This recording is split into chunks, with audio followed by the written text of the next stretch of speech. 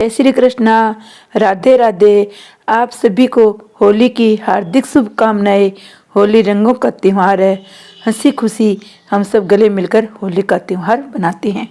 होली रंगों का हंसी खुशी का त्यौहार है।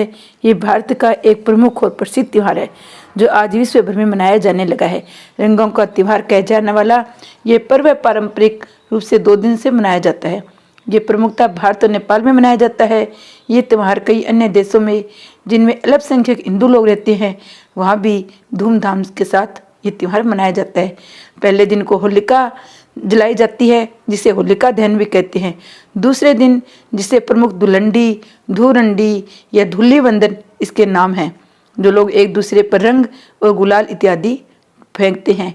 ढोल बजाकर होली के गीत गाए जाते हैं। घर घर जाकर लोगों को रंग लगाया जाता है। ऐसा माना जाता है होली के दिन लोग पुरानी कटुता को भूलकर गले मिलते हैं, फिर से दोस्त बन जाते हैं। एक दूसरे को रंगने गाने बजाने का दौर दोपहर तक चलता है। उसके बाद स्नान करके विश्राम करने के बाद नए कपड़े पहनकर शाम को लोग एक दूसरे के घर मिलने जाते हैं, गले मिलते हैं, मिठाइयाँ खिलाते हैं। राग रंग का ये लोग प्रकृति ये पर्व बसंत का संदेश वाहक भी है। राग अर्थात संगीत और रंग तो इसके प्रमुख अंग ही। इनके उत्कर्ष और पहुंचाने वाली प्रकृति भी इसमें रंग बिरंगे यौवन के साथ अपने चरम अवस्था पर होती है। फागुन माह में मनाए जाने के कारण इसे फाल्गुनी कहते हैं।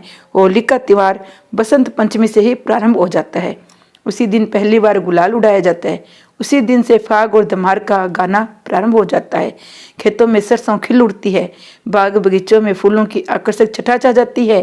पेड़ पौधे, पशु पक्षी, मनुष्य सब उल्लास से परिपूर्ण हो जाते हैं। खेतों में गेहूं की बलियां इटलाने लगती है।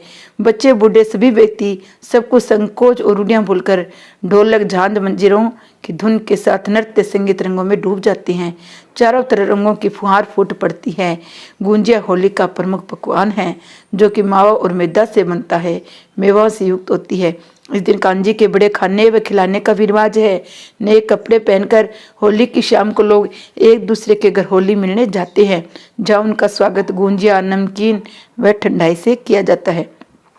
होली के दिन आम्र, मंजरी और चंदन को मिलाकर खाने से भगवान खुश होते हैं। होली का त्यौहार प्रहलाद और होलिका की कथा से भी जुड़ा हुआ है।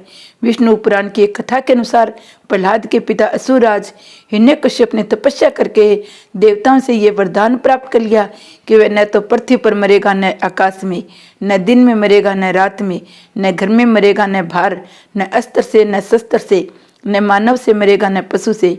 इस वरदान को प्राप्त करने के बाद वे स्वयं को अमर समझकर नास्तिक और निर्कुंस हो गया। वह चाहता था उनका पुत्र भगवान नारायण की आराधना छोड़ दे, परंतु प्रहलाद इस बात के लिए तैयार नहीं था। हिरण्यकश्यप ने उसे बहुत सी यातनाएं दी, लेकिन वह हर बार बंच निकला। हिरण्यकश्यप की बहन होलिका को वरदान स्वरूप एक गमछा प्राप्त था। वह लगातार आग में जाने से भी नहीं जलेगी, अतः उसने होलिका को आदेश दिया कि वह प्रहलाद को गोद में लेकर आग में जाए, परंतु नारायण की कृपा से प्रहलाद का बाल विवाह न हुआ। इस घटना की याद में लोग होलिका जलाते हैं। उसे अंत की खुशी में होलिका पर्व मनाए जाते हैं। बुराई पे भलाई की जीत हुई, होलिका जल गई और प्रहलाद बच गया। इस साल 2025 में होलिका तिथि 13 मार्च को शुभ मुहूर्त रहेगा। रात्रि 11:26 से 12:30 बजे तक का शुभ मुहूर्त रहेगा। ये जिसने राधा कृष्ण भगवान शिव की कहानियाँ भी शामिल है। ये त्यौहार एकता, प्रजनन, अनुष्ठान और बुराई पर अच्छाई की जीत का प्रतीक है। होली की जड़ें प्राचीन भारतीय रीति रिवाजों और कृषि पद्धतियाँ हैं। ऐसा माना जाता है ऐसे प्रजनन का त्यौहार वसंत के आगमन, नए जीवन के खिलने का उत्सव माना जाता है। होली के दिन किसान स्वस्थ फसल के लिए अपने अनाज को भगवान के समर्पित करते हैं। चना, कनक अपनी भूमि की उर्वरता सुरक्षित करने के लिए अनुष्ठान करते हैं। होलिका दहन के समय परिवार के लोगों द्वारा एक साथ होली की परिक्रमा करना शुभ होता है।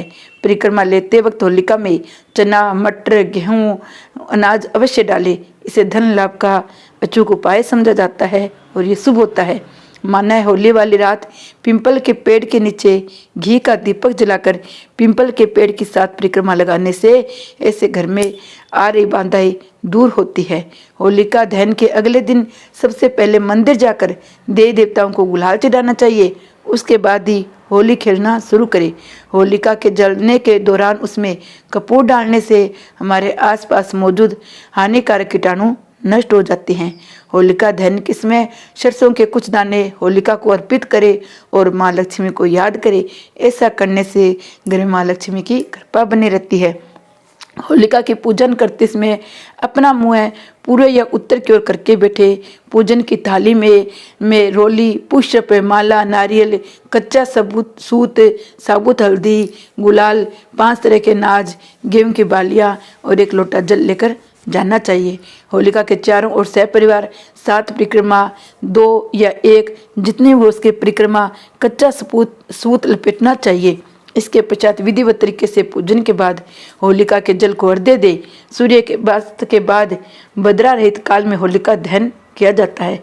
होलिका दहन की राख बेहद पवित्र मानी जाती है, इसलिए होलिका दहन के अगले दिन सुबह के समय इस राख को शरीर पर मलने से समस्त रोग और दुखों का नाश होता है। जय हैप्पी होली, होलिका माता की जय। आप सबको होली की हार्दिक शुभकामनाएं। रंग भरी होली का त्योहार सबके जीवन में खुशियां भरकर लेकर आए।